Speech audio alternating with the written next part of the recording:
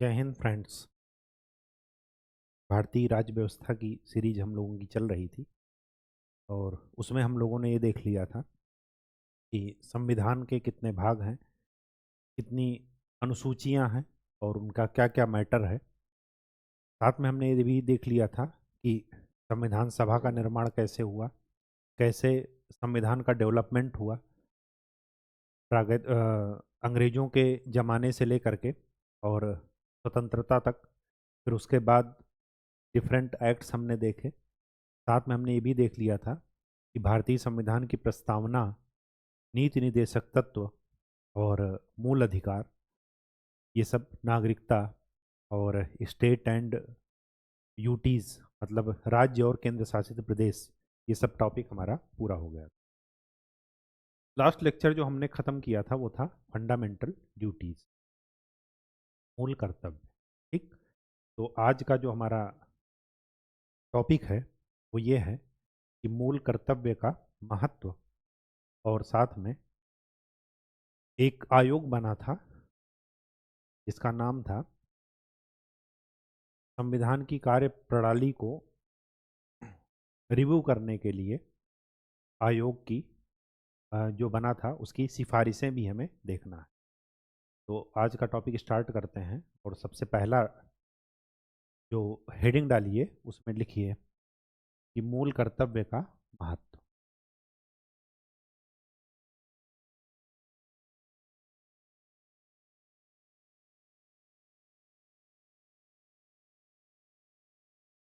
मूल कर्तव्य का महत्व। पहली बात, मूल कर्तव्य क्या कर रहे हैं? सचेतक के रूप में कार्य करते हैं।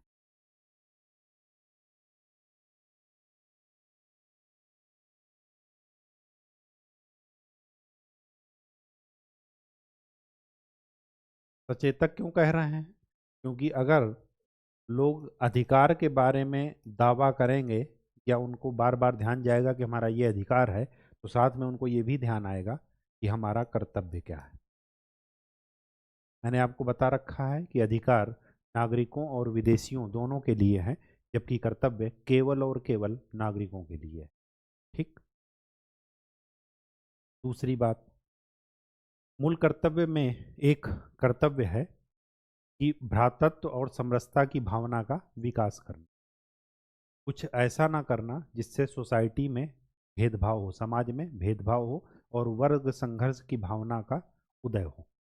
ऐसा काम नहीं करना। तो सेकंड क्या है कि समानता,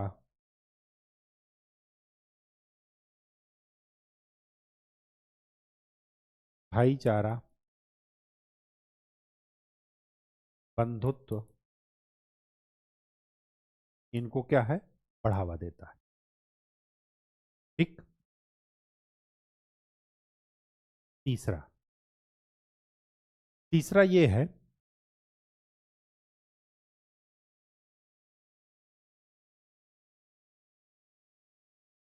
कि मूल अधिकार और मूल कर्तव्य के बीच में अगर क्लैश हुआ, मतलब किसी कानून में दोनों में आपस में टकराव हो रहा है, तो न्यायपालिका मूल कर्तव्य को हमेशा वरीयता देगी मूल अधिकार के कंपैरिजन। ठीक। न्यायपालिका मूल कर्तव्य को हमेशा मूल अधिकार के कंपैरिजन में महत्व देगी। क्यों ऐसा करेगी? न्यायपालिका का ये है, सीधा सा मतलब है कि अगर आपने मूल कर्तव्य का पालन नहीं किया तो इसका मतलब कि आप मूल अधिकार के लिए डिजर्व नहीं है, डिजर्विंग पर्सन नहीं है। ठीक। का ये मतलब है कि अगर आपने, कि कोई भी नागरिक अगर वो मूल कर्तव्य का उल्लंघन करता है, मूल कर्तव्य का पालन नहीं करता, तो उसके मूल अधिकार को क्या किया जा सकता है, सीमित किया जा सकता है। ठीक।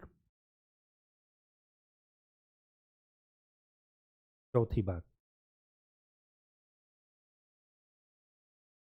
मूल कर्तव्य एक उत्तरदायी या जिम्मेदार नागरिक का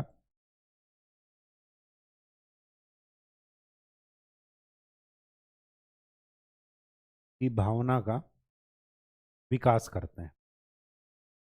ठीक है, मतलब नागरिकों को एक जिम्मेदार नागरिक की तरह बिहेव करने का क्या डालते हैं, प्रेशर। ठीक। और पांचवी बात कि अगर मूल कर्तव्य का उल्लंघन किया आपने तो कुछ ऐसे कानून बनाए गए हैं, उस उल्लंघन पर सजा भी है।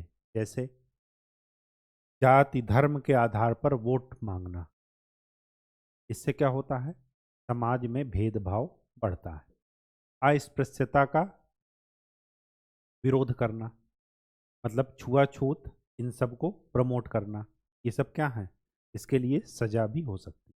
तो इसका क्या है, महत्व। ठीक। नेक्स्ट जो आज का मेन कोर टॉपिक है वो ये है कि NCRWC। NCRWC का क्या मतलब हुआ, नेशनल कमीशन टू रिव्यू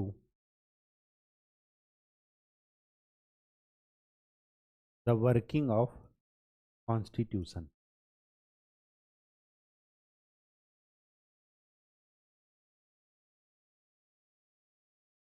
संविधान की कार्य प्रणाली के अवलोकन के लिए राष्ट्रीय आयोग।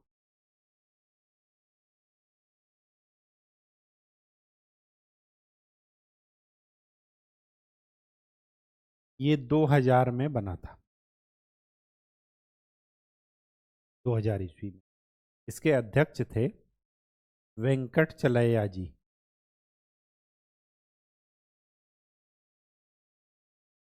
ये सुप्रीम कोर्ट के चीफ जस्टिस रिटायर्ड रह चुके हैं। ठीक है, रिटायर्ड हो चुके हैं। वेंकट चलैया, NM वेंकट चलैया इनका नाम था। इन्होंने रिकमेंडेशन थी दी 2002 में। ठीक। अब हमें ये देखना है कि क्या क्या रिकमेंडेशन इन्होंने दी। हमने संविधान का एक पोर्शन लगभग पूरा कर लिया है और उसी पोर्शन के बारे में हम डिस्कस करेंगे। तो हमारे लिए तीन चीजें यहाँ पर महत्वपूर्ण हैं। एक, फंडामेंटल ड्यूटीज, दूसरा DPSP, और तीसरा ये fundamental right, DPSP and fundamental duties, मूल कर्तव्य, मूल अधिकार और राज्य के नीति निर्देशक तत्व। इनके बारे में इनकी क्या राय थी वो देखना है। संविधान के लागू होने के 50 वर्षों बाद ये संविधान, ये आयोग जो है बना था, राष्ट्रीय आयोग। और यही देखना था कि 50 वर्षों में जो संविधान का मूल उद्देश्य था वो पूरा नहीं हुआ, तो क्या कारण थे और उनके लिए क्या सुझाव दिए जाएं या आगे क्या क्या चीज़ें शामिल की जाएं संविधान में, उसके लिए ये आयोग गठित किया। तो फंडामेंटल राइट के बारे में क्या कहा इन्होंने, इन्होंने पहला ये कहा कि आर्टिकल 15 एंड 16 में विभेद के प्रतिषेध के बारे में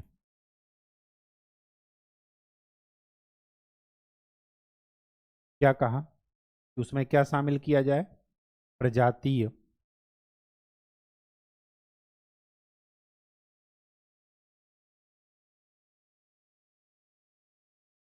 सामाजिक उद्भव,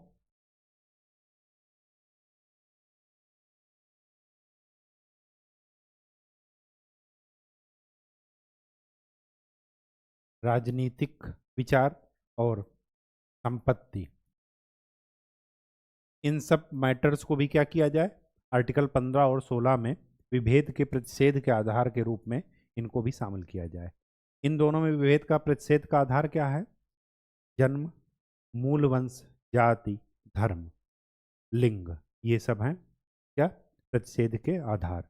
तो उनमें इन सबको भी क्या किया जाए, जोड़ा जाए।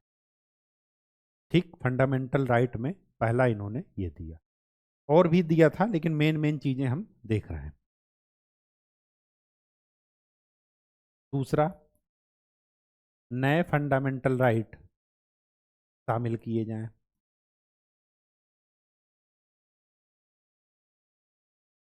कौन कौन से नए फंडामेंटल राइट शामिल किए जाएं? पहला, मिनिमम 80 दिन का रोजगार का अधिकार।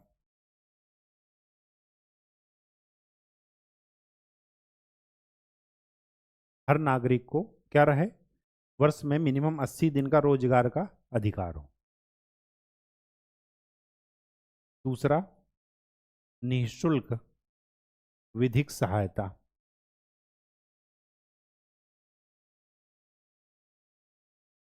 और तीसरा, देखभाल और संरक्षण का अधिकार। ये किसके लिए है, बुजुर्गों के लिए या निःशक्त जनों के लिए।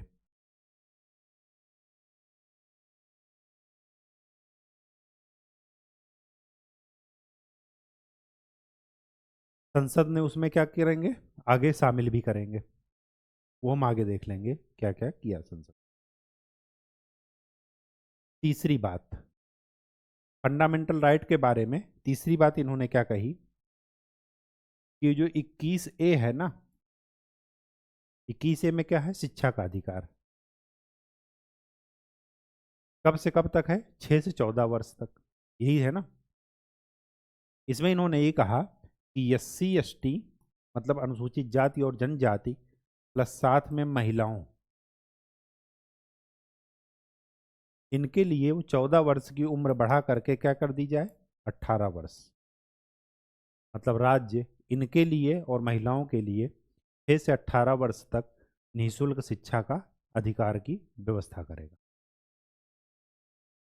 ठीक, प्रत्येक नागरिक का ये कर्तव्य है कि 6 से 14 वर्ष तक जो है उसको इन इन मामलों में 18 वर्ष तक बढ़ाया जाए।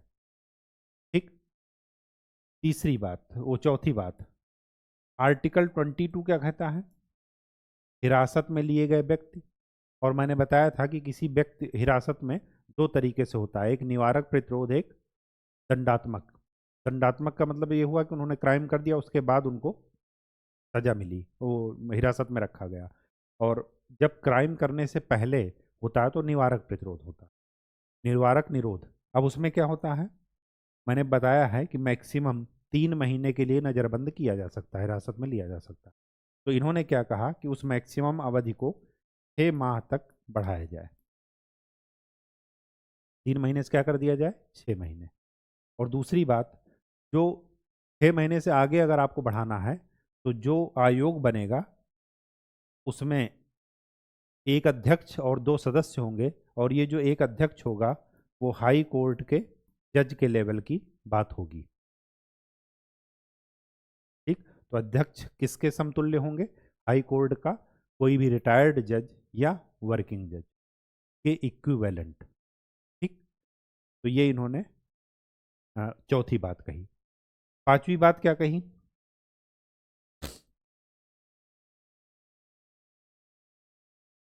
पांचवी बात ये कही, आपने आर्टिकल 25 पढ़ा है। आर्टिकल 25 क्या कह रहा है, धर्म की स्वतंत्रता का अधिकार। उस धर्म में क्या है, हिंदू धर्म में 3 लोग शामिल हैं, सिख, जैन और बौद्ध। तो इन्होंने क्या कहा कि सिख, बौद्ध और जैन, इनको हिंदू धर्म से अलग माना जाए।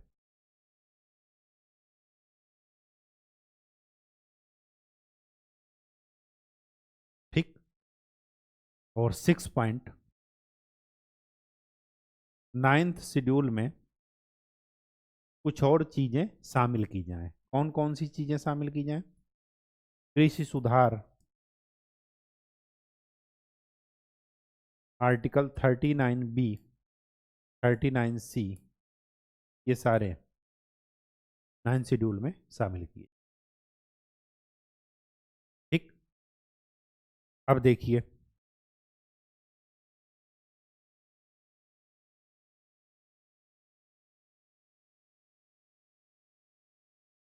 गवर्नमेंट ने कुछ काम किया या नहीं किया वो देख लेते हैं। ये देखिए इनके प्रतिषेध के आधार में गवर्नमेंट ने इनको लागू किया नहीं किया, लेकिन गवर्नमेंट ने क्या किया, आरपीए, आरपीए नाम सुने हैं, रिप्रेजेंटेशन ऑफ पीपल एक्ट 1951। इसमें ये कहा गया है कि धर्म के आधार पर, जाति के आधार पर वोट अगर मांगना है तो आप इलेक्शन के लिए क्या हो जाते हैं, इलेक्शन में अगर इसके आधार पर वोट मांगते हैं तो वो अपराध की श्रेणी में आता है। ठीक, तो मूल अधिकार तो नहीं दिया लेकिन कानून के रूप में ये लागू कर। नए फंडामेंटल राइट, क्या इसके लिए फंडामेंटल राइट है? नहीं है, लेकिन इसके लिए गवर्नमेंट क्या लाई, मनरेगा 2005, महात्मा गांधी राष्ट्रीय रोजगार गारंटी अधिनियम। ठीक, निःशुल्क विधिक सहायता कहाँ है, आर्टिकल 39A में है। ये कहाँ लाई, मूल अधिकार में तो नहीं, लेकिन कहाँ गया ये, डीपीएसपी में। ठीक,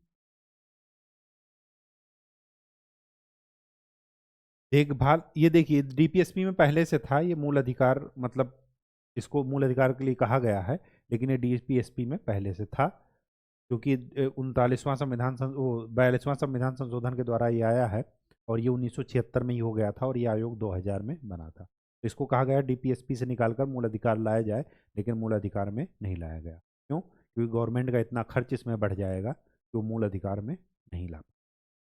देखभाल और संरक्षण का अधिकार ये भी है क्या, डीपीएसपी में, आर्टिकल 41।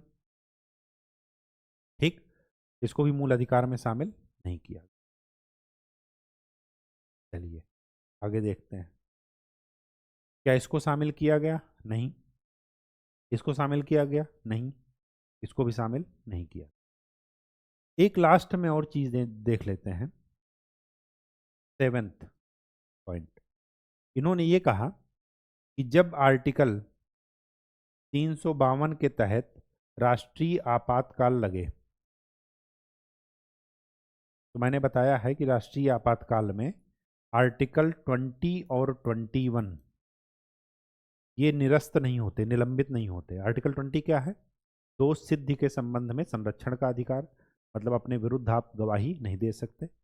और आर्टिकल 21 क्या है, जीवन का अधिकार, ये आपसे नहीं छीना जाएगा चाहे कोई भी आपातकाल लगा हो। इन्होंने क्या कहा, इन्होंने कहा कि इसमें और चीज़ें भी शामिल की जाए, जैसे आर्टिकल 17 शामिल किया जाए, आर्टिकल 23 शामिल किया जाए, आर्टिकल 24 शामिल किया जाए, आर्टिकल 25 शामिल किया, और साथ में आर्टिकल 32 भी शामिल किया। ठीक, इसमें क्या किया जाए, शामिल किया जाए। तो ये रिकमेंडेशन थी किसकी, संविधान की कार्यप्रणाली के रिव्यू के लिए जो राष्ट्रीय आयोग बना था। ठीक, उसके लिए NCRWC याद रखिएगा। अब देख लेते हैं कि डीपीएसपी के लिए क्या रिकमेंडेशंस दी गई थी, क्या अनुशंसाएं प्रस्तावित की गई थी। पहली चीज, इस अध्याय का नाम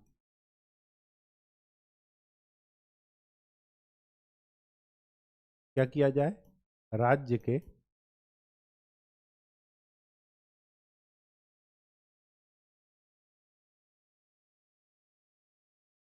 नीति एवं कार्य के निदेशक तत्व, ये कहा जाए। इस अध्याय का नाम बदल दिया जाए। क्यों? क्योंकि इसमें यह कहा गया है कि राज्य ये राज्य को करना चाहिए और ये राज्य ये कार्य करेगा। तो जब कार्य की बात की जा रही है तो इसका जो नाम है वो राज्य के नीति निदेशक तत्व की बजाय राज्य के नीति निदेशक एवं राज्य की नीति एवं कार्य के निदेशक तत्व ये कर दिया। ठीक, दूसरी बात इन्होंने क्या कहा कि नए डीपीएसपी शामिल किए जाएं।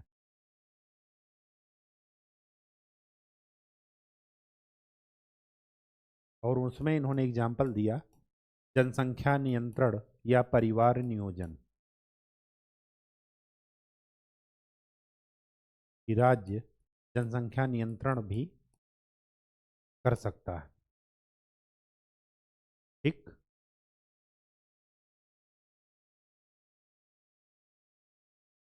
बात समझ में आ गई। तीसरा क्या है, प्रत्येक 5 वर्ष के लिए, प्रत्येक 5 वर्ष बाद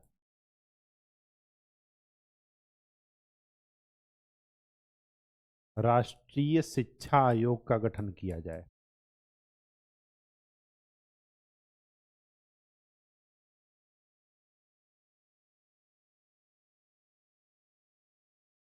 इस प्रोविजन को भी शामिल किया जाए। ये किस लिए किया जाए, ताकि हमने शिक्षा में कितनी प्रगति की, हमारे सब्जेक्ट क्या क्या हों, और शिक्षा नीति, और अगले हम भविष्य के लिए क्या क्या पॉलिसी लागू करें, क्या क्या चीज़ें शिक्षा में इनकारपोरेट करें, ये इसके लिए। ठीक। पच 1 2 3 चौथी बात क्या है, एक अंतर आस्था आयोग।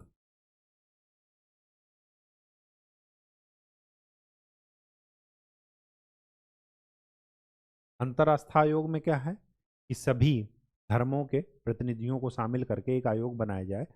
तो उसमें क्या होगा कि आपस में धर्म का उच्च और नीच वाला विचार जो है वो क्या हो जाएगा, खत्म हो जाएगा, और सभी में आपस में समन्वय और सहयोग और भ्रातृत्व की भावना होगी। ठीक है, तो भ्रातृत्व की भावना, समन्वय की भावना, सहयोग की भावना, स्वतंत्रता समानता बंधुत्व की भावना बढ़ाने के लिए अंतर्राष्ट्रीय सहयोग का गठन किया। तीसरी बात, एक वर्ष बाद, एक वर्ष बाद नहीं, 1 वर्ष बाद रोजगार से संबंधित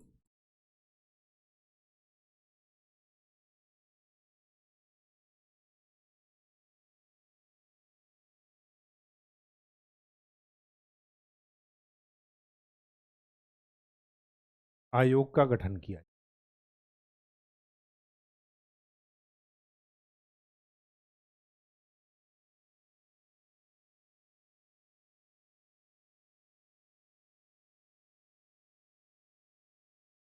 ये 1 वर्ष नहीं, ये भी 5 वर्ष ही हो। ठीक है, 5 वर्ष बाद रोजगार से संबंधित आयोग का गठन किया। ये क्या बताएगा कि पहले हमारी अचीवमेंट कितनी थी, लोगों को किस स्तर का प्रशिक्षण दिया जाए, लोगों को कौन से रोजगार में प्रशिक्षित किया जाए, किस रोजगार में, किस सेक्टर में जो है लोग ज़्यादा कर सकते हैं, मतलब उनका एम्प्लॉयमेंट रेट ज़्यादा हो सकता है। मतलब कहने का ये मतलब है कि कुशल भारत जो आप सुने हैं, आत्मनिर्भर भारत, ये क्या है, स्किल डेवलपमेंट हम कर रहे हैं। तो ये इसके लिए पहले ही उन्होंने क्या किया था, प्रोविज़न किया था कि आगे उभरती प्रौद्योगिकी और उभरती टेक्नोलॉजी के लिए हम अपनी युवा पीढ़ी को तैयार कर सकें। ठीक। और 6 पॉइंट, कि राष्ट्रीय सांख्यिकी आयोग 2001 की सिफारिशें लागू की जाए।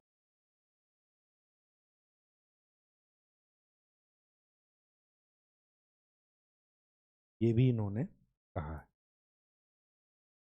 2002 में इनकी रिकमेंडेशन आई है और 2001 में इनकी सिफारिशें आई हैं। जब हम लोग इकोनॉमिक्स में पढ़ेंगे इसको, राष्ट्रीय सांख्यिकी आयोग को, उस समय आपको बताएंगे इन्होंने क्या रिकमेंडेशन दी। ये ठीक वैसी ही है जैसे स्किल डेवलपमेंट वाली है, वैसे ही है। ठीक। तो ये बात हुई क्या, डीपीएसपी के बारे में, कि ये काम किया जाए। अब हम देख लेते हैं फंडामेंटल ड्यूटीज़ के बारे में। फंडामेंटल ड्यूटीज़ के बारे में क्या रिकमेंडेशन दी गई। ठीक। फंडामेंटल ड्यूटीज के बारे में पहली रिकमेंडेशन ये दी गई कि उद्देश्य की पूर्ति के लिए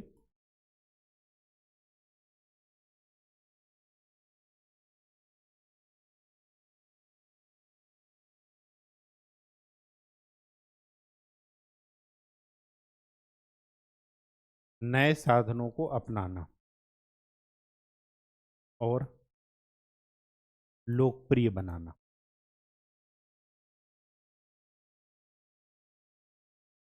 कौन से उद्देश्य की पूर्ति? एक ही उद्देश्य है कि एक जिम्मेदार नागरिक बने, देश की उन्नति में योगदान दें, देश की एकता, अखंडता, संप्रभुता की रक्षा करें। ये सब क्या है उद्देश्य? तो उनकी पूर्ति के लिए क्या है? नए साधनों को अपनाना, जैसे अनिवार्य सैन्य सेवा लागू कर देनी चाहिए। तो हर व्यक्ति को 2 साल 3 साल के लिए सेना में नौकरी करने का अनिवार्यता कर देनी चाहिए। उससे क्या होगा? अनुशासन समझ में आ जाएगा। उससे क्या आ जाएगा? देश के प्रति प्रेम की भावना जगेगी, देशभक्ति की भावना जगेगी। वो कूड़ा रोड पर नहीं फेंकेंगे, उनको ये लगेगा कि नहीं, हम अपने देश को गंदा कर रहे हैं। विदेशी आकर के हमें देखेंगे कि यहाँ पर तो गंदगी है, तो यहाँ पर पर्यटन हम क्यों घूमने जाएं। तो ये सब क्या है? मूल कर्तव्य में शामिल किया। दूसरी बात,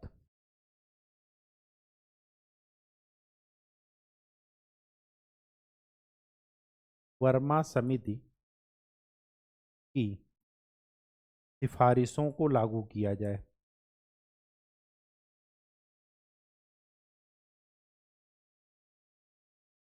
वर्मा समिति क्या थी? वर्मा समिति बनी थी 1999 में और इन्होंने सिफारिशें दी। सिफारिशें क्या थी? जैसे राष्ट्रध्वज का अगर अपमान किया जाए तो क्या हुआ? उनको दंड दिया जाए जिसने अपमान किया है। राष्ट्र के प्रतीकों का किसी ने अपमान किया है तो उसको दंड दिया जाए। वन्य जीव का अगर किसी ने शिकार किया है वन्य जीव संरक्षण अधिनियम के तहत, तो उसको क्या किया जाए? दंड दिया जाए। वन संरक्षण अधिनियम के तहत अगर कोई पेड़ काट रहा हो तो फिर उसको क्या किया जाए? दंड दिया जाए। ठीक। जाति के आधार पर, धर्म के आधार पर भेदभाव बढ़ा रहा हो, आपस में वैमनस्य बढ़ा रहा हो, वोट मांग रहा हो, तो उसको क्या किया जाए? दंड दिया। ये सब क्या है? वर्मा समिति की सिफारिशें। ठीक। और थर्ड,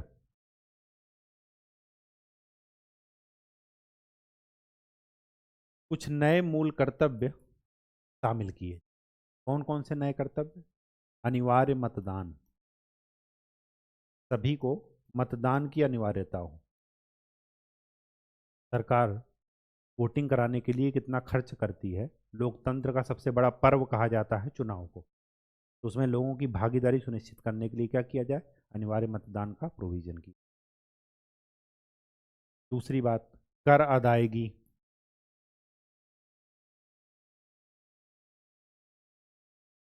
टैक्सेशन भी क्या कर दिया जाए? अनिवार्य कर दिया जाए। ठीक।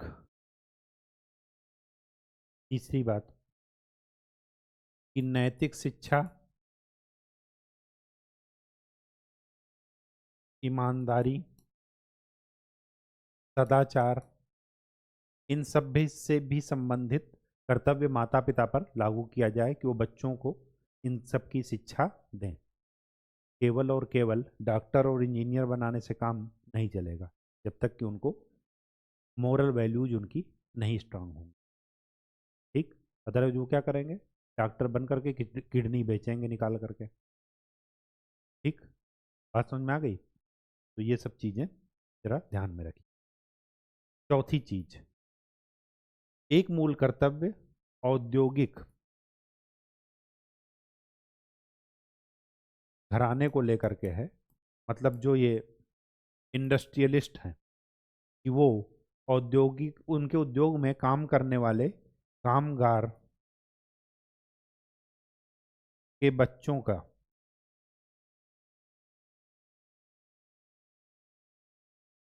बच्चों की शिक्षा का खर्च, उनके स्वास्थ्य का खर्च, ये सब भी क्या करें? उनको उठाने का मूल कर्तव्य उनको दिया जाए। ये उनकी जिम्मेदारी है कि उनके यहाँ जो कामगार काम कर रहे हैं उनके बच्चों की शिक्षा और स्वास्थ्य के लिए वो क्या करें, देखभाल। ठीक। अब क्या ये अनिवार्य टैक्सेशन कर अदायगी वो सही है, अनिवार्य मतदान सही है? तो उसके अलग कॉन्सिक्वेंसेज हैं। स्वतंत्रता पर हमला है, हमारी चॉइस पर हमला है, आर्टिकल 19 पर हमला है।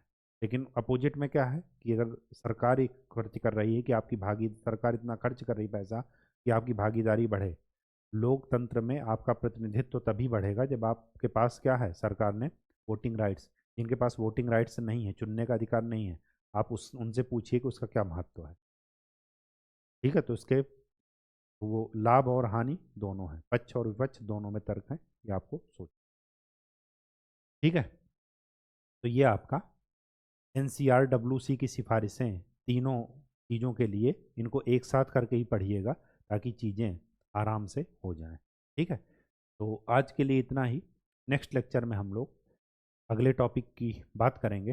तब तक के लिए खूब अच्छे से पढ़ाई कीजिए, शॉर्टकट के चक्कर में मत पड़िएगा। ठीक है, बार बार चीज़ों को रिवाइज कीजिए, ध्यान से पढ़िए। धन्यवाद।